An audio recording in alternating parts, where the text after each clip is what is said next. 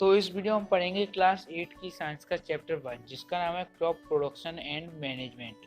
तो इस चैप्टर में हमको बताया गया है क्रॉप प्रोडक्शन एंड मैनेजमेंट के बारे में, मतलब जो क्रॉप जो फसल होती है उसको कैसे उगाया जाता है, उसको कैसे मैनेज किया जाता है। तो यहाँ से स्टार्ट करते हैं। All organism need food for their survival. जो भी पृथ्वी पर लोग रहते हैं, जो भी ऑर्गेनिज्म रहते हैं, जो भी सांस लेते हैं, उन सबको खाने की ज़रूरत होती है। तो food provides them energy required for carrying out various life processes. तो हमको फूड की ज़रूरत क्यों होती है? जब हम किसी काम को करते हैं तो उसमें एनर्जी हमारी वेस्ट होती है, तो उस एनर्जी को पूरा करने के लिए जो हमको फूड की ज़रूरत होती है। उसके बाद while plants can make their own food, animals including humans cannot make their own food, are therefore dependent on other organisms। जो पेड़ पौधे होते हैं वो अपना खाना खुद बनाते हैं, उस प्रोसेस को कहते हैं फोटोसिंथेसिस। और जो ह्यूमन और जो हमारे एनिमल होते हैं, जो हम लोग होते हैं, वो दूसरे पौधों या फिर जानवरों पर डिपेंड होते हैं खाने के लिए। वो लोग अपना खाना खुद नहीं बना सकते हैं। देयर उसके बाद है human obtain their food from various plants and animals. जो ह्यूमन होते हैं मतलब हम लोग हैं, वो अलग अलग पौधों और जानवरों से हम अपना खाना प्राप्त करते हैं। जैसे जो हमारी फसल हो गई, गेहूँ, जी सब पौधे, उनसे हम अपना खाना प्राप्त करते हैं। उसके बाद the increasing human population is putting pressure on the available food resource.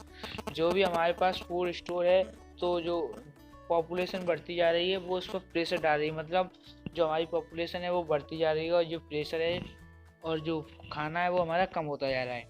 तो to meet the increase food demands proper production, protection and management of food are necessary. तो ये जो हमारी पॉपुलेशन बढ़ गई है तो उसमें खाने की कमी हो गई है और हमको प्रॉपर प्रोडक्शन एंड मैनेजमेंट, जो खाने का मैनेजमेंट है वो हमको ज़रूरी है और बहुत ही आवश्यकतापूर्ण है।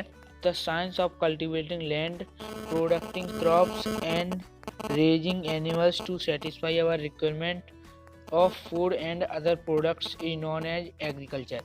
तो जो कल्टिवेटिंग लैंड मतलब जो हम खेत को जोतते हैं या फिर जो हम फसल को उगाते हैं, और जो हमारे जानवर हैं, जो पालतू जानवर जो हमको मदद करते हैं, जैसे बैल हो गए वो हमका खेत जोतते हैं, गायें हो गई जो हमको दूध देती हैं, इन सबको कहते हैं रेजिंग एनिमल्स। तो जो जानवरों से हमको खाना प्राप्त करते हैं और अदर प्रोडक्ट्स प्राप्त करते हैं, तो इस प्रोसेस को कहते हैं एग्रीकल्चर।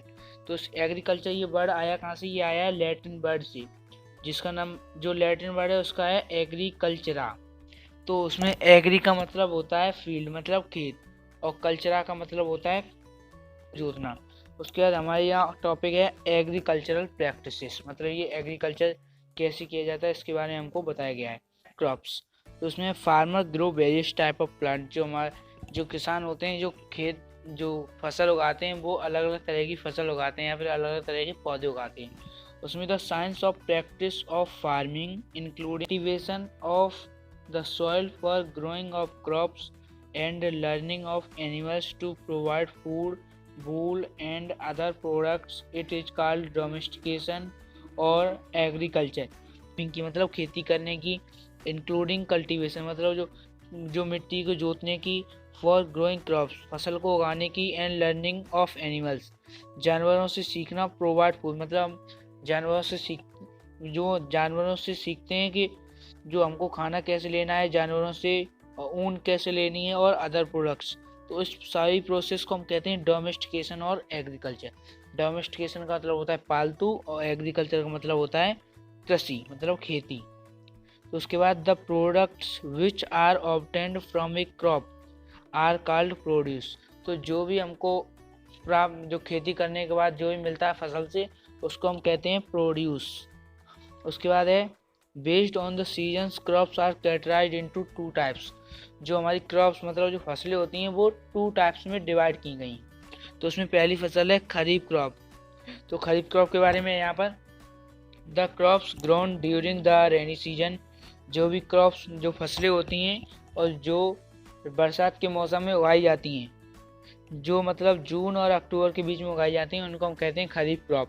जैसे पैडी धान हो गया, मेज, मक्का, ग्राउंडनट, मूंगफली, पल्सेस, दालें या सोयाबीन, ये सभी होती हैं हमारी खरीफ क्रॉप, जो जून और अक्टूबर के बीच में उगाई जाती हैं। उसके बाद है the crops grown between March and June are called summer season crops. जो भी हमारी फसलें होती हैं जो मार्च और जून के बीच में उगाई जाती हैं उनको हम कहते हैं समर सीजन क्रॉप। मतलब नाम से ही पता चलता है समर सीजन, मतलब समर मतलब गर्मी, और गर्मी का महीना होता है मार्च और जून के बीच में, तो हम इसको कहते हैं समर सीजन क्रॉप्स। उसके बाद है the kharif season is based on south western monsoon.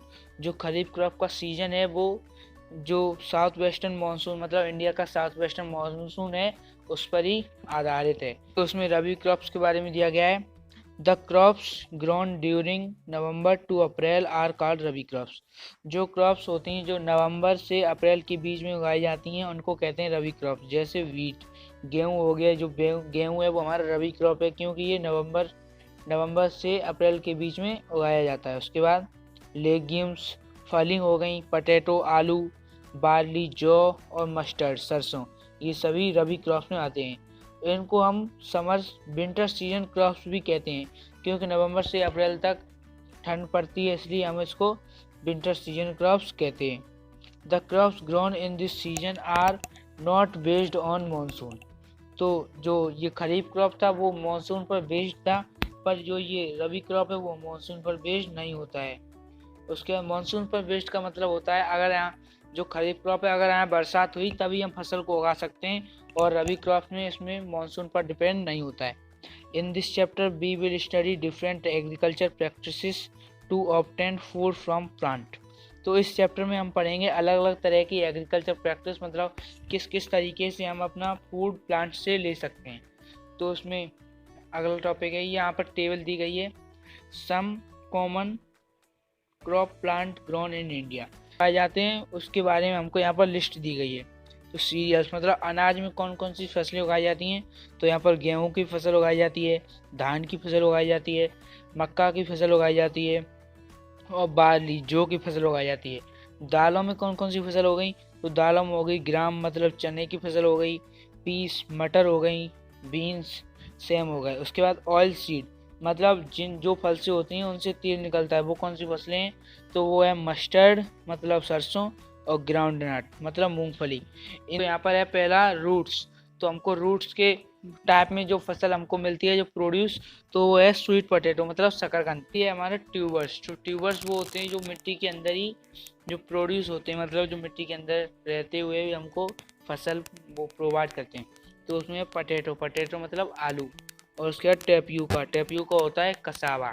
उसके बाद शुगर क्रॉप्स मतलब जिनसे हमें चीनी या फिर कुछ मीठे प्रोडक्ट मिलते हैं, जैसे शुगर कैन मतलब गन्ना से हमको चीनी मिलती है। उसके बाद बीटरूट होता है चुकंदर।